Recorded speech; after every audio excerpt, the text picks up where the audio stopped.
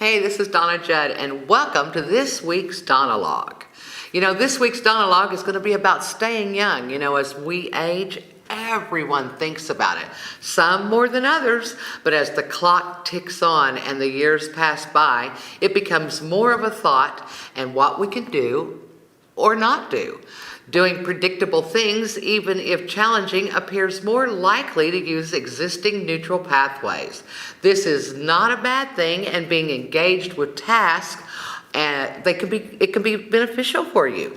But newness is the key here.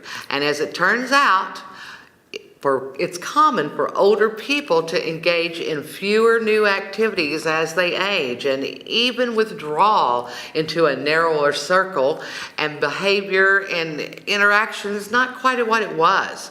With that in mind, here's a list of the top 10 things that experts say that the young and even the old can do to increase their mind. First, learn a new language. This is at the top of many lists for activities that give your brain a real workout and forces it to create new pathways to learn. Also, number 2, learn an instrument. Well, maybe not a kazoo, but the combination of learning new physical skills on an instrument and also learning to make music is a great mental exercise. And music seems to unlock memories even in people with advanced dementia. Number 3, get lost. I know that sounds crazy. Go out to an unfamiliar area and force yourself to navigate in it. We're not talking about a war zone, but perhaps a new neighborhood or a strange museum or another venue that's new to you. Realizing you have the skills to deal with situations builds that confidence and gives your brain a workout. Number 4, volunteer. Getting involved in a new endeavor will introduce you to new people and activities. Broadening your circle of friends and acquaintances is healthy on multiple grounds. Number 5, get uncomfortable. This is another variant of getting lost. If we only engage in comfortable activities we know, part of us stops learning and growing. Accepting the feeling of being a bit uncomfortable with new surroundings in activities and people is a good way to help yourself become more open to new experiences and learning opportunities. Number 6, be physical. Assuming your doctor approves, get aggressive with some physical exercise. And it's good. It's good for your body and it's good for your mind. It's also great for cognitive health. Even moderate exercise has big payoffs. And number 7, play a new or challenging game. Your brain loves to play. In fact, play appears to have a stronger role in the human development than any other animal on the planet. Again, it helps fire up those synapses that the game is new and it's not too easy, and therefore your brain is creating a learning process. Number 8, hey, go take some kind of class. Classroom settings are a great target that experts associate with cognitive health as well. Number 9, embrace new technology. Stay connected in a digital world, and it may seem like uphill to you now, but you can do it. You can take the slope, be it whether you have a huge brain health benefit as you learn new things and connect with new people or ideas. Also, number 10, the big one on the list, keep opening your doorways. Your brain is endlessly curious about the unknown and appears to be a sponge for all ideas and experiences. And you should be too. Now, movie stars. They say physically young by using some pretty strange products, some of which I'm amazed by. When I was researching this subject, I thought, wow, that's crazy. Let's take Victoria Beckham.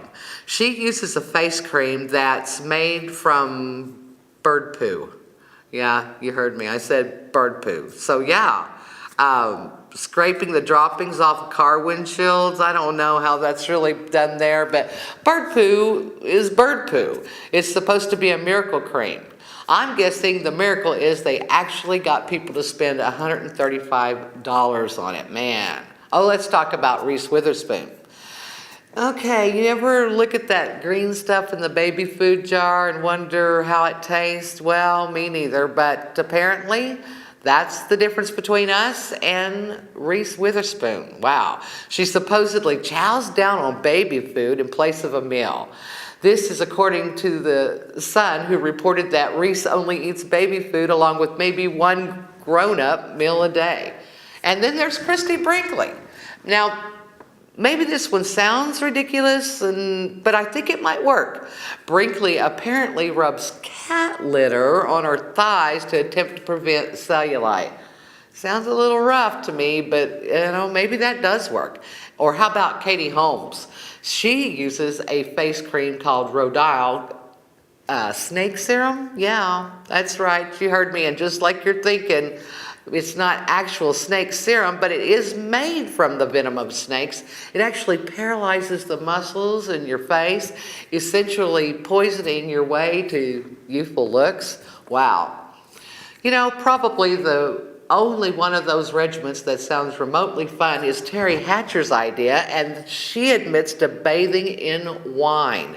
She says it's a natural skin softener, and it has a great exfoliant in it, and it makes your skin feel luxurious.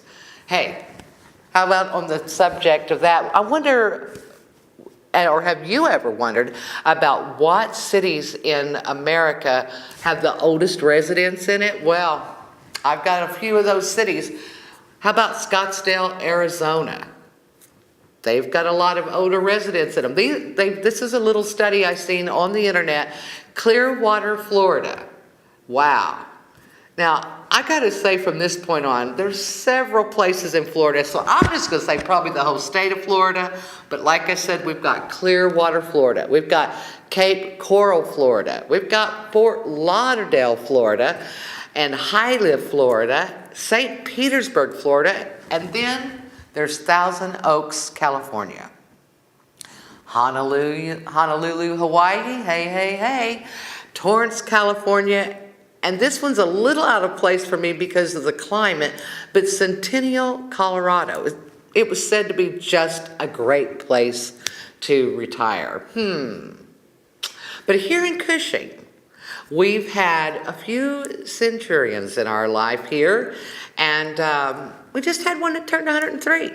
What's her secret?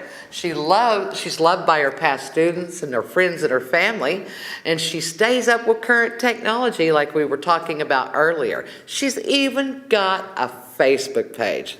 I took a little video of Marie Rainwater at her recent birthday.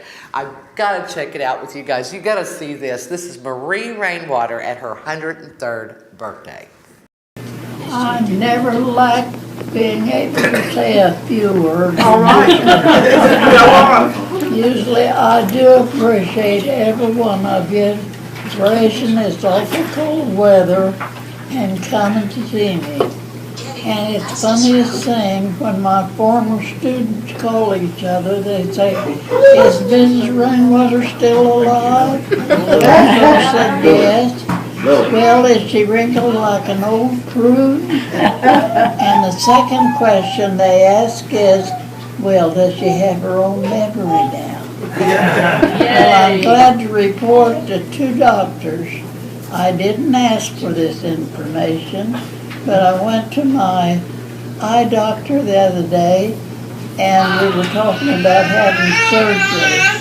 And he said, if I had to say how old I think you are, I'd say you're 75. Now that isn't mean, or I didn't ask for it. Well, a few days later, I had trouble. I had to go to another specialist, and never did I ask him all at once. He said, lady, I'm surprised that you're 103.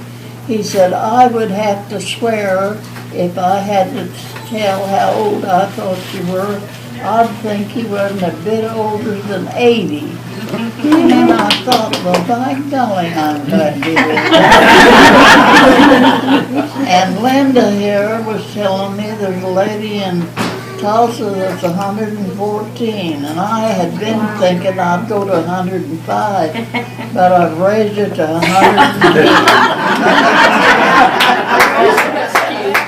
And I love every one of you, and I have a written book on the history of the Sherrill family and a history of the Knott family, which is our lineages. Great big book that Loretta typed for me and I wrote. And if you want any information about anybody in those lineage, come down and you'll find it in this book. It was such a privilege for me to get a special invitation to Marie Rainwater's 103rd birthday. I was there when she turned 100 years old, and to have her be 103 now, and to have her talk about that goal of, you know, going from maybe 105 to 110 years of age, now that's thinking young. You know, you can look for an upcoming segment with Marie. It's going to be coming soon to Donna and Friends as she reminisces about her life in Cushing. Well, that's it for this week's Donna log. Well, I'll tell you what, next time you'll want to remember to keep yourself young and happy. Go exercise that brain. We're out of here.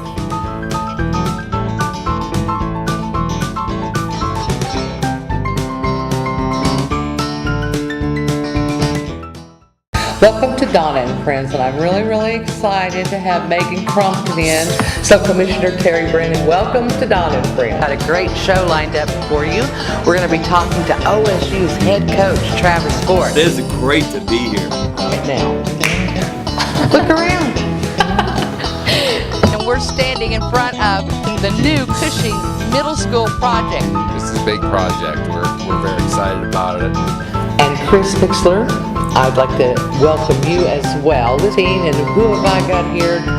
Just no one better than Bobby Bryant. Well, thank you, Donna. We're going to call it a Grab a Cat campaign.